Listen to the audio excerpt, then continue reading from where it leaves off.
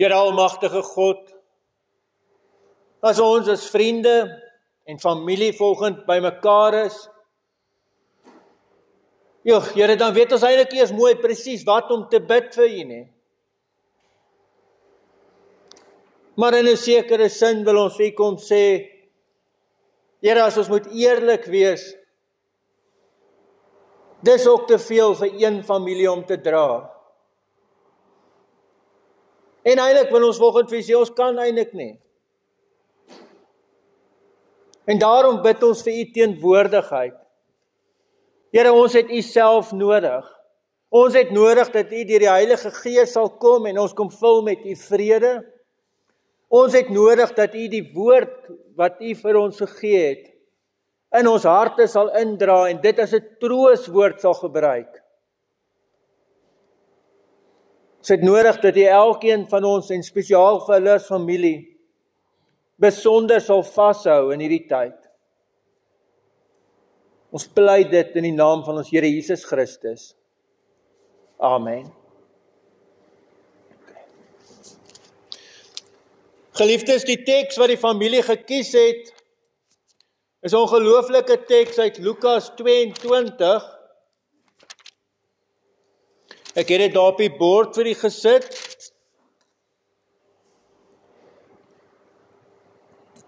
Die teks wat ek wat is die mooi Afrikaans vir highlight, wat ek geel gemaak het, is die teksvers wat die familie gekies het. Vers 42, Vader, as U wil, neem hierdie beker van my af weg, laat nogtans nie my wil nie, maar U wil geskied. Ek gaan die hele gedeelte vir ons lees, want die mense in Escort gemeente weet al tot vervelings toe, hoe baie keer ek vir hulle altyd preek oor konteks, en as jy Bybelteks bietjie beter wil verstaan, lees net die konteks waarin hy staan. So kom ons lees die hele gedeelte, wat begin by vers 39. Hy het vertrek en soos gewoonlik na die Olyfberg gegaan, en die disippels het hom gevolg. Toe hy by die plek aankom, sê hy vir hulle, bid, sodat julle nie in versoeking kom nie. Hy het toe 'n entjie van hulle af weggestap, ongeveer 'n klipgooi ver, gekniel en gebid. Vader, as U wil, neem hierdie beker van my af weg. Laat nogtans nie my wil nie, maar U wil geskied. Daar het 'n engel uit die hemel aan hom verskyn en hom versterk. Hy is deur intense angs oorval en het nog ernstiger gebid. Sy sweet het soos druppels bloed op die grond geval. Toe hy na sy gebed opstaan, gaan hy na sy disippels en vind hulle van droefheid aan die slaap. En hy het vir hulle gesê, waarom slaap julle? Staan op en bid, sodat julle nie in versoeking kom nie. Nou geliefdes, ons weet ook wat verder gebeur het. Jesus was nog besig om met hulle te praat, sê die volgende vers, toe kom hulle om hom gevange te neem. As ons hierdie gedeelte lees, en ons hoor hierdie gebed, en hierdie pleit van Jesus, neem hierdie beker van my af weg. Die konteks is nie die verheerlikte Christus op die berg nie. Dis nie die magsvertoon waar God uit die hemel bevestig dat dit is my geliefde seun nie. Dis nie die engele wat juig nie, dis nie Moses en Elia wat ook daar op die berg kom nie. Hierdie is Jesus in sy donkerste oomblik. Hierdie is Jesus bang. Hoor dit? Jesus was bang. Daar staan dit reguit. 'n Intense angs het hom oorval.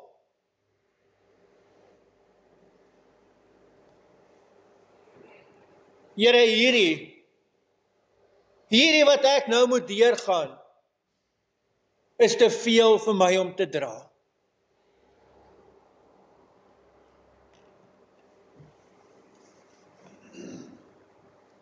Weet jy wat troos my? Dat wanneer Johan daardeur gegaan het, en julle almal het die gesprekke met hom gehad, ek het die gesprek met hom gehad, was hy nie die enigste een wat daardeur gegaan het nie. Die Here Jesus het verstaan. Hy het elke woord verstaan. Want hy het verstaan, want hy was self daar. Daarom moet jy nooit dink, dit is 'n teken van ongeloof of van swakheid nie.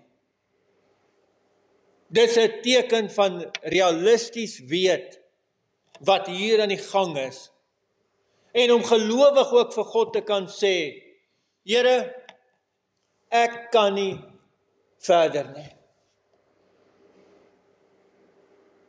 Ek kan nie verder nie.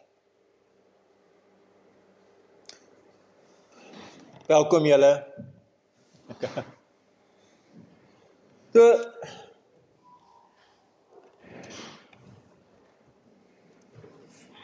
As ek na hierdie gedeelte kyk, en ek kyk na Johan se lewe, ek was baie bevoorreg om hom te mag ken. Ek besef dat ek hom eintlik nie beplan van my kant af of van sy kant af ontmoet het nie. Ek het gehoor daar's iemand in die hospitaal. En ek het gedink dis 'n gemeentelid van my. Want sy vrou kom dan hier kerk toe. So nou gaan besoek ek hom, want dis wat die dominee moet doen, dis my werk.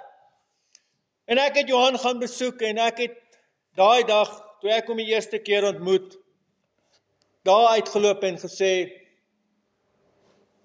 hierdie ou gaan nie uit die hospitaal uitkom nie.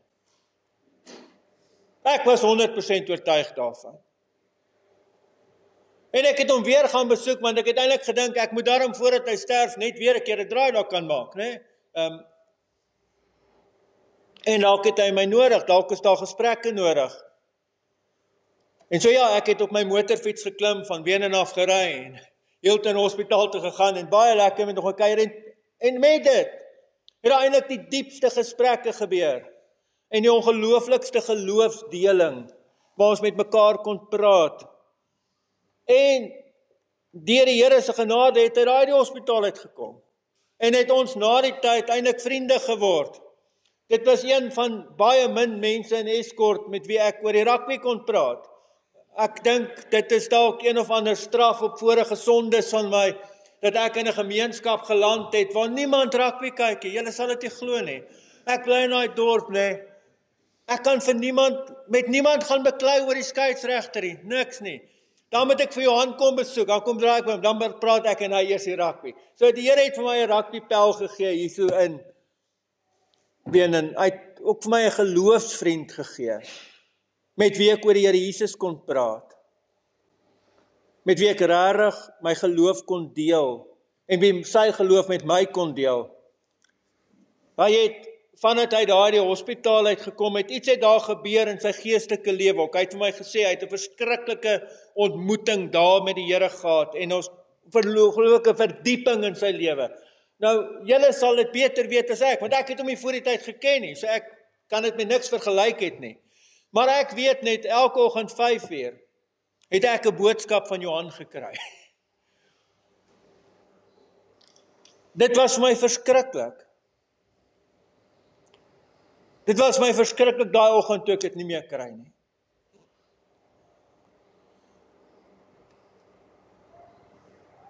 Maar in sy pyn, in julle as familie se pyn, glo kom hierdie woord na julle toe. En sê, Jesus leer ons wat om met hierdie pyn te doen. Wat het hy gedoen? Toe hierdie goed te erg word, hierdie lydensbeker wat hy moes dra, was net doodgewoon te verskriklik. Wat doen hy?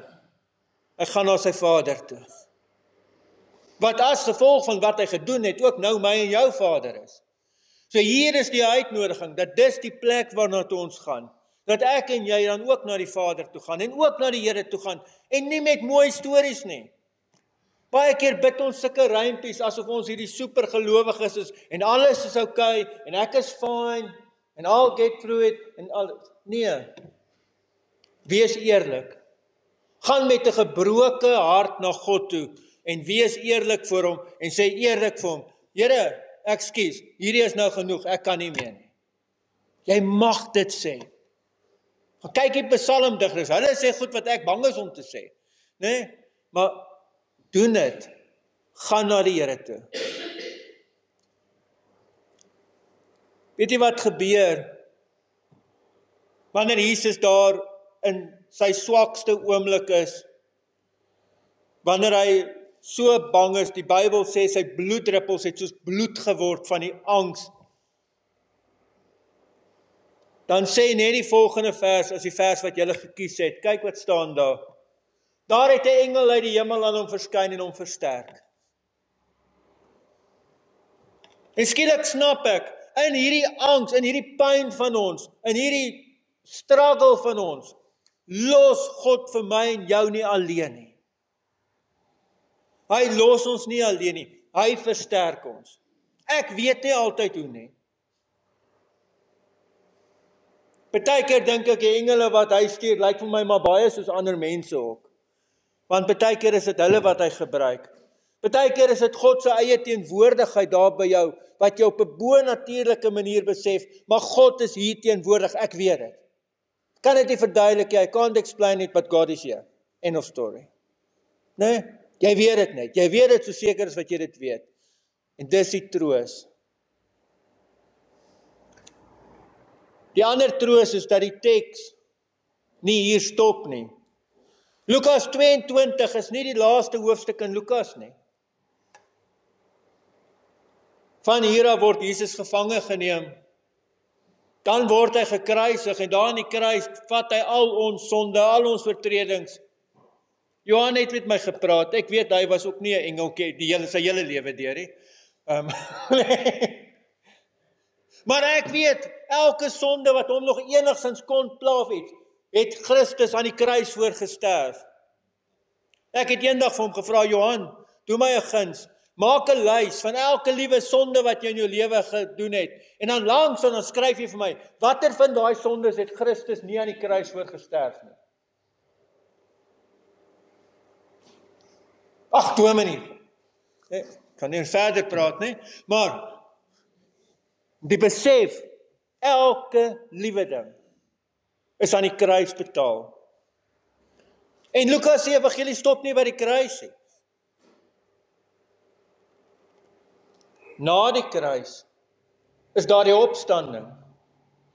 As die disippels daar kom en daai graf is leeg, en Jesus leef, hierdie mens wat dood was, leef.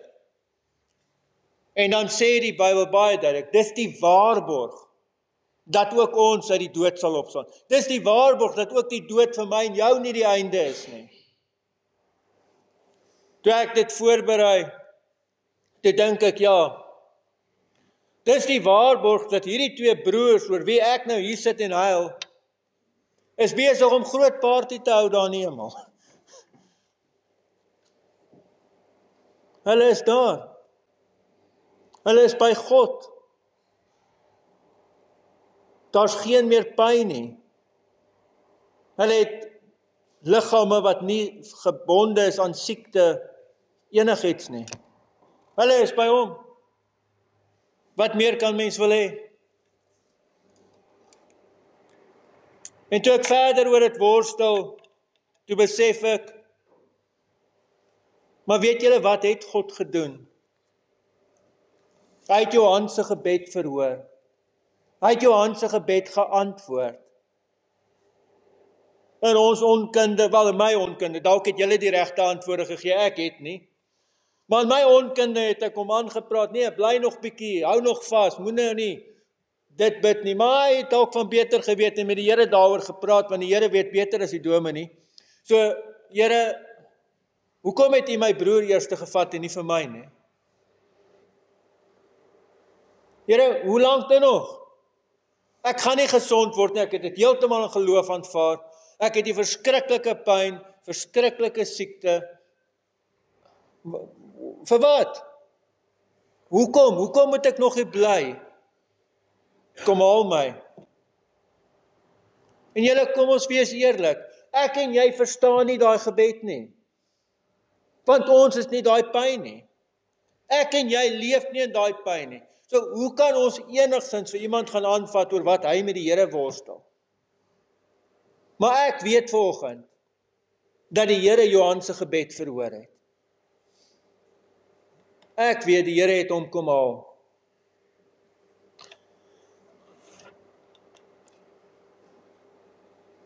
Ek het die heel nag 'n worsteling gehad of ek hierdie volgende moet sê, maar ek dink ek moet dit vir jou sê, Tosca. Ek weet jy het 'n verskriklike worsteling. Ek weet van trokke en verkeersopeenhopings en alles wat 'n mens keer. Maar ek wil vir jou sê, Johan was nie alleen toe hy gesterf het nie. Ek gee jou my woord. Ek gee jou God se woord, dat die Here Jesus daar teenwoordig was. Hy was daar. En hy het homself gevat. En Johan was nie alleen nie. Ek wil hê julle moet dit weet. Ek wil julle moet eintlik gaan en julle verbeelding gebruik. Die Engelse praat so mooi van imagination. Gaan en sien, hoe staan die Here hier by hom en sê, hey, broer, dis nou tyd. Want dis wat gebeur het. Mag dit julle troos. Kom ons maak die oor en bid ons saam. Here almagtige God, ja Here, baie dankie ook vir hierdie woord.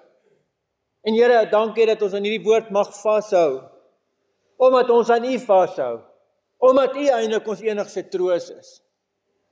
En daarom, Here, dankie dat ons nie sterk hoef te wees nie, dat ons maar kan swak wees, en weet, U dra vir ons. In die naam van ons Here Jesus Christus.